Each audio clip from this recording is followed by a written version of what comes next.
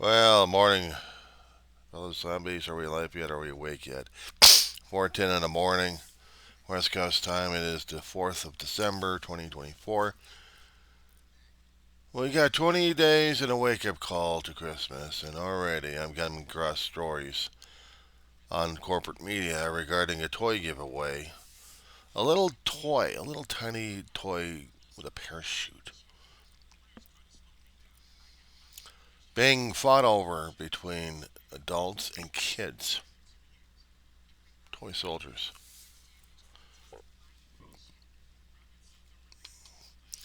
Naughty list is a polite and understated way of saying complete Adam Henrys.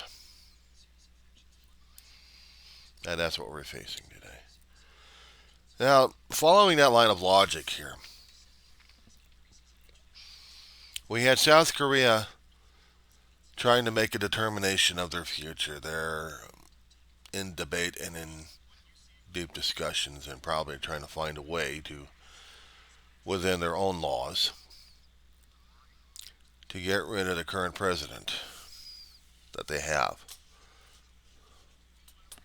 1 minute, please. Apologies, I was listening to CNN and trying to do a little Google search on our president of South Korea. From what I'm gathering, you got about a 5 year term, one time only. And within that time, you have 5 years to make a difference and make a mark in your country. Well, apparently, he wasn't very popular. I don't know how he got into office, but he wasn't very popular over the last 2 or 3 years, I guess, because it's getting worse and worse. And now what I'm hearing will take approximately 6 months for an impeachment even to be considered, let alone having a prime minister with lame duck powers to take over should the president get impeached. But it's going to take them a while. They need to get a judge elected, and it'll take them some time as well, getting a process. So this is not going to happen immediately overnight that they're going to be getting rid of the guy. Now, out here in the United States, it depends on how much Congress can get it off its dead ass to do something about a president. Now, it had taken them about not 6 months, but a little shorter time than that. But it was still taking time to get President Trump impeached for the January 6th riots. House had to impeach him, and then the Senate has to convict him. Well, he didn't get He did not get convicted by Senate, but he did get impeached by the House of Representatives, bicameral House that we have out here. And this is going to affect South Korea because within a 6 months period, we'll see whether or not if this unpopular president who is losing support rapidly, if he's going to last that much longer in it. Now, Wikipedia has already got so many information updated on here. It's been told that sometimes Wiki is not exactly the accurate information, but sometimes I find some of the background information necessary. But this is what we're seeing in South Korea. They got a constitution. They had about 20 presidents since its formation, since the Korean War. 20 presidents. That's a lot. Got a timeline on it too. Actually, the 20th term. Yoon Suk Yeol is the 13th president in South Korea. Currently, they actually had an acting president at one time from the year of 2016 through 2017, from Wang Yo-an. And after that was Moon Jae-in. So now they got the guy they got to get rid of, who started his term in the 2022 election. Yoon Suk Yeol. Not a very popular guy. Now, I don't know what stirred this guy on. His popularity is crashing and burning at this point. Some of his actions were questionable. But for him to declare martial law and him to grab power like that, a lot of people would say that's a mark of a weak man.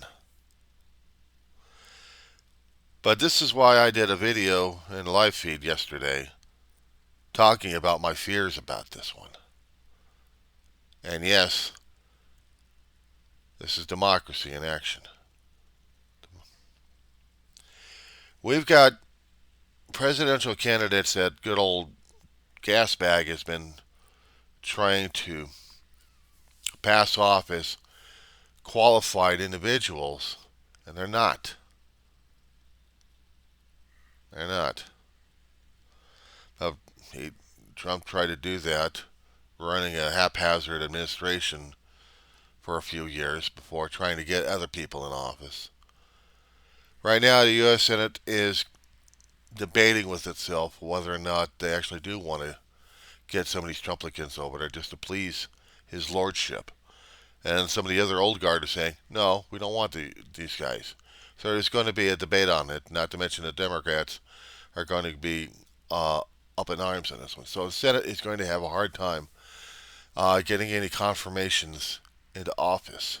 What was it? Hagstaff was considered being tossed out, and then there was a idea floating around that DeSantis Sanctimonious from Florida was going to maybe take over Hagstad's appointed position for military. DeSantis? No, I don't think so. That's not going to work. And how about the FBI? A lead for the FBI. He's getting targeted by Iranian hackers. There's several of them that they're shown on CNN getting a target of hackers. Let's see. Todd Blanche, Jr., Stone, Halligan, Patel, all targets. Kash Patel was going to be the cabinet nominee for the FBI. And this guy hated the FBI. And he was going to be in charge of the FBI. Trump's getting all these disruptive people over there to tear apart our democracy, our mechanisms that we have for democracy to run, to checks and balances left and right. There were things being told that they wanted to get background checks denied, but now they got to reluctantly agree. Because you'll never know what kind of a background on a person. You never know what kind of a destructive nature it may be. They always have to do background checks on the candidates just to see if there's not going to be any hitch or glitch or anything else to hinder the process and the operations of the United States government, including all three branches. Without doing that, we can have our officials held hostage in a way. Case in point. If I'm going to go fictional, let's go fictional. West Wing. I'm not talking about the actual West Wing building on the White House property. I'm talking about the television show that lasted several seasons. And in there, they were talking about background checks. If they actually had a candidate that they were vetting for a cabinet office, did they actually know that there were some things that they liked and didn't like? Such as if we're putting another candidate on the bench of the U.S. Supreme Court, they would have to do a background check on this one guy and to see whether or not if there was any material coming up that were going to be hindering the objectivity of a Supreme Court judge or a political appointee into an office. Maybe like the vice presidency or maybe a Senate seat or even a cabinet position.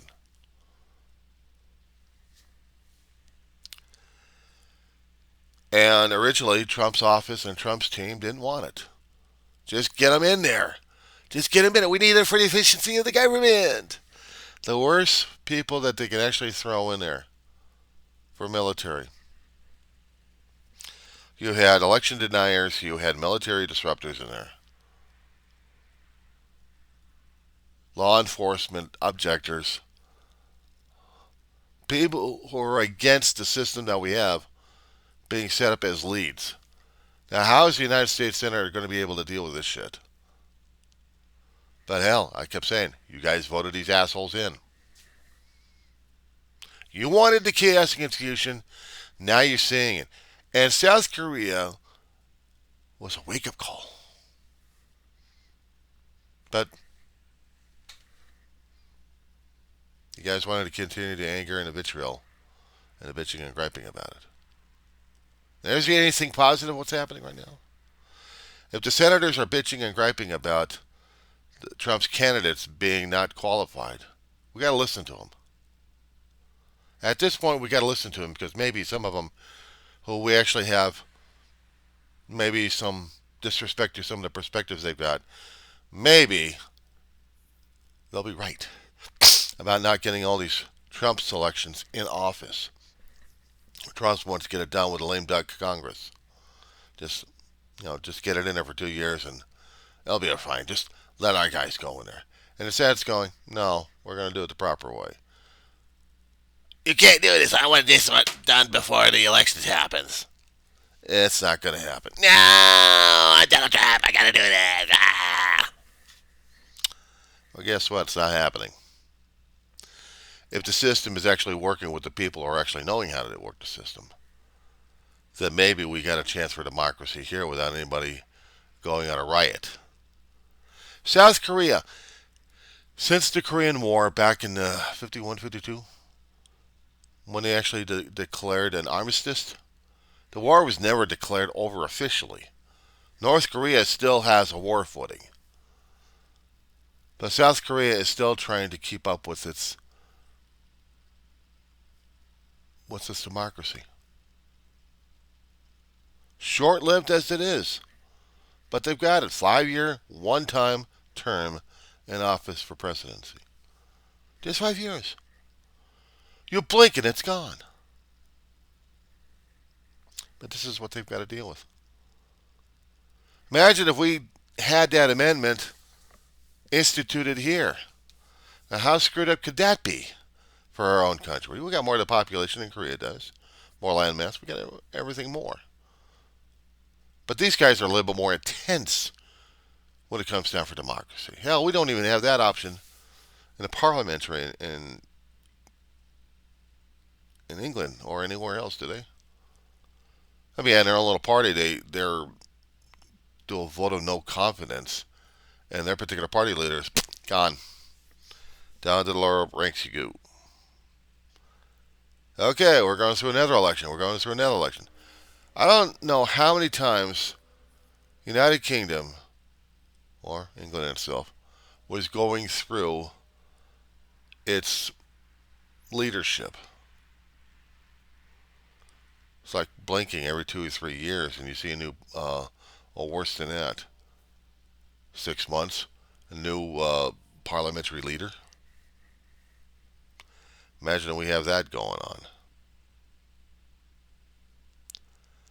So yeah, we got to mark these days. We got to mark these times. We got to hold on to the videos we've got. Hold on to the records we've got. Because we're not out of the rapids yet. It's just getting started. So